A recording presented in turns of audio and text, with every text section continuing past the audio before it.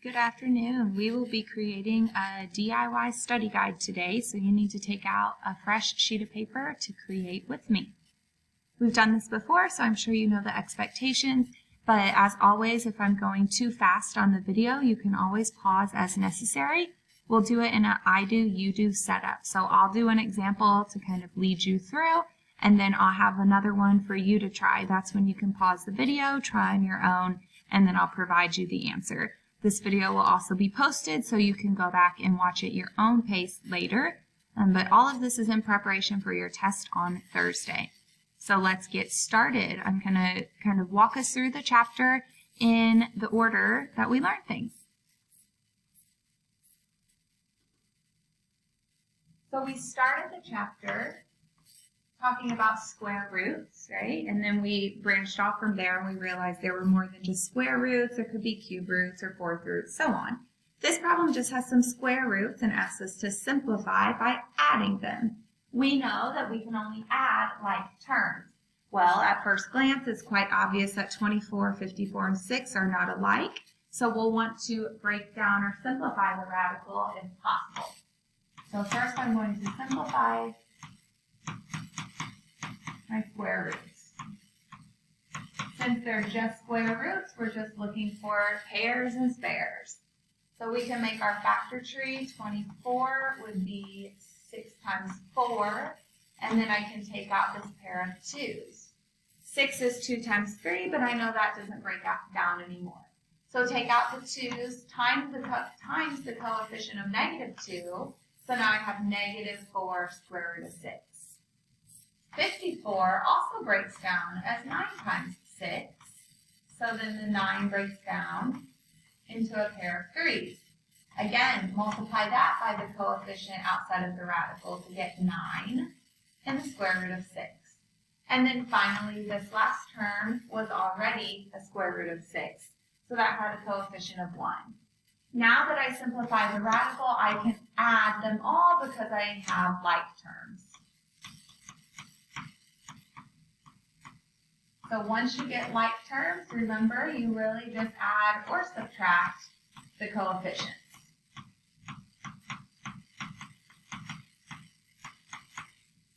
So -4 plus 9 is 5, plus 1 more is 6, square root of 6. So I didn't change the radicand, I just added the coefficients.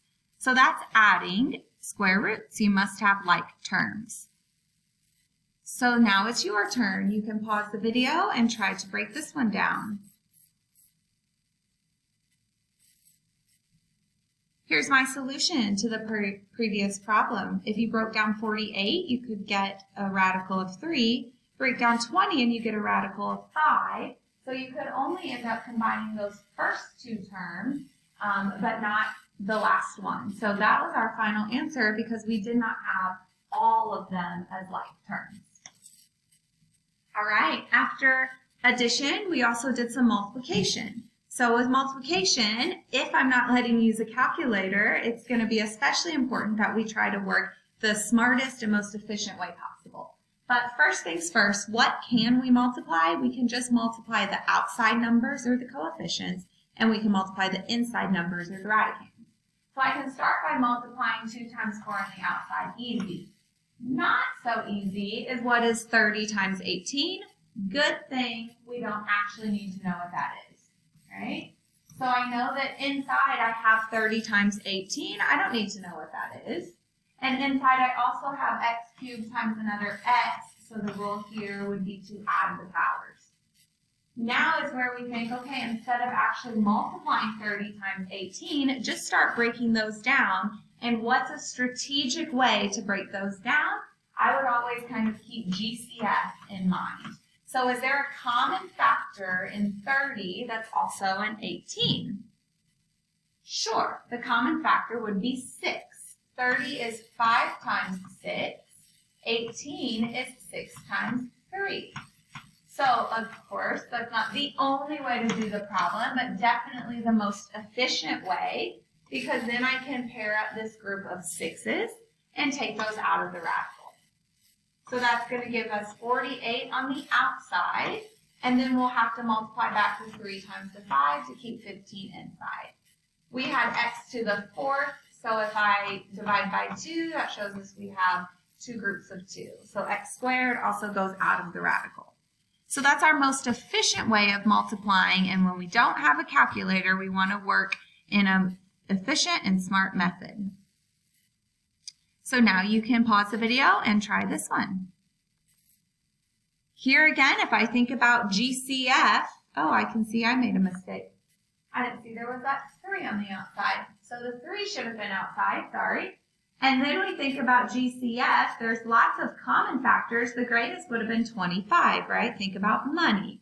So 2 quarters to make 50 cents, 3 quarters to make 75 cents. You can take out the quarters. I forgot about that 3 there. So take out 25 times 3, you should have had 75. X cubed on the outside. Again, multiply back the 2 times the 3 to leave 6x inside. All right, we also divided in my honors class, so 7th period can skip through this section on division only, so just this example.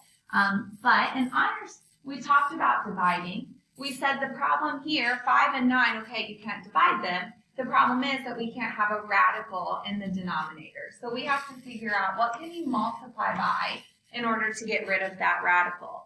Now this is a cube group, meaning I need groups of 3. So if I realize that 9 has 2 3s, then to complete that group, I just need 1 more 3.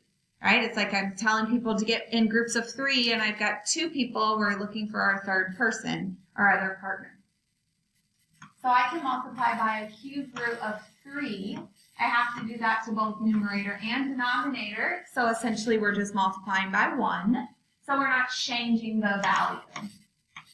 Now I can multiply to get the cube root of 15.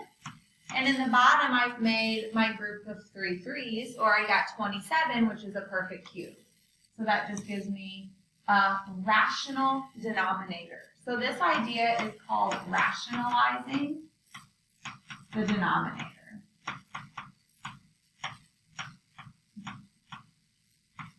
So our denominator will end up as a whole number, a rational number, instead of that radical. So you guys can try this one. The first thing I would have done here, since 20 and 30 are both divisible by 10 and they're both inside radicals, you could reduce that fraction. Then the only thing you need to multiply by to rationalize is square root of 3. That's how we get our perfect square of 9, and we get a rational denominator. All right. After radicals, we moved on and we realized there was this relationship between radicals and exponents because rational exponents could be written as radicals. We also introduced the power chart that day. So this would be one that you want to reference your power chart. So 36 is going to be raised to the 3 halves, and so is x, right? There's 2 things in these parentheses that we need to raise to the 3 halves power. So if you kind of want to think about it separately, we'll think what is 36 to the 3 halves? And then what do I do with x squared to raise that to the 3 halves? So let's talk about 36. To do that, it would be nice to reference the power chart or think, hey, is there another way to write 36? Yes. So instead of 36, you could say that's equivalent to 6 squared. Now that's helpful because we have this power to power rule of exponents that says I multiply the powers. So if I'm multiplying 3 over 2 times 2, those 2's would just cancel. So I'm really just left with 6 cubed, which again, I would reference my power chart. Remember, we don't have a calculator, but you have a power chart. So we know 6 cubed is 216. So then if we go back and we do the part with the x's, same idea. A power to a power, I have 2 times 3 divided by 2, so those would cancel. And that would just give me x cubed. So 216 x cubed is our final answer when we take everything in parentheses and raise it to the 3 halves power. So you can try this one. Take everything in parentheses to the 2/3 power. So if we thought about distributing that 2/3, we had 8 to the 2/3, which we would want to rewrite using our power chart. do our awesome cross canceling, and that just ended up as 2 squared or 4. And with the 9, you could cross reduce if you want, or just multiply 9 times 2 to get 18. 18 divided by 3 gave you x to the 6. All right, so then we talked about rational exponents for a day, and we talked about different operations. The same rule that we would have had back in Algebra 1 when you multiplied exponents. Remember, this is the multiplication problem. So we keep the base. In this case, our base is 4. Sorry, not 4. Our base is x. The 4s are just coefficients. So 4 times 4 is just plain old 16. We keep our base, which in this case is x, and we're going to add the powers. Same rule from Algebra 1. The only difference is our powers are fractions. So in order to add the powers, we're going to have common denominators.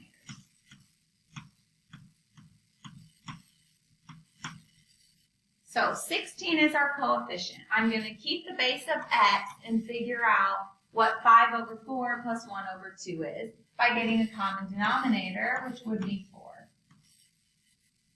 So let me multiply this fraction. So really all I have to do is take 5 over 4 plus 2 over 4. And that gives us our final answer, 16x to the 7/4.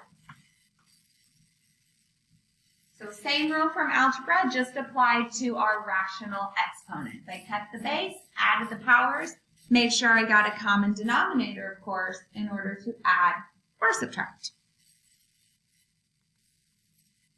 So you can try this one. It puts a couple of rules together, so try your best.